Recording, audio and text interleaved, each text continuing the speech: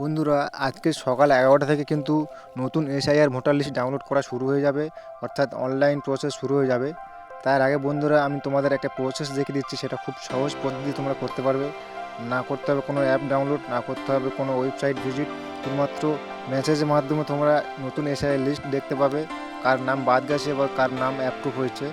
প্রথমে তোমরা কী করবে, তোমাদের মেসেজ অ্যাপটা খুলে নেবে, ডিফল্ট যে মেসেজ অ্যাপস আছে সেখানে গিয়ে 1950 নাম্বারে একটা মেসেজ পাঠাবে, ক্যাপিটাল লেটারে ইসিআই লিখে তারপরে একটু স্পেস দিয়ে তোমার ভোটার নাম্বারটা এন্টার করবে, করে মেসেজটা সেন্ড করবে।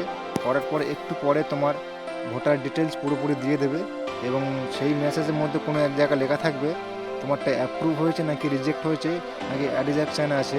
যদি অ্যাপ্রুভ হয় তাহলে তোমার ভোটার লিস্ট পুরোপুরি তোমার নাম উঠে গেছে লিস্টে, আর যদি রিজেক্ট হয় তাহলে তোমার নাম বাদ পড়ে গেছে, এবং যদি অ্যাডিজেকশান হয় তাহলে তোমার এখন যাচাইকরণ চলছে। এইভাবে তোমরা চেক করতে পারবে।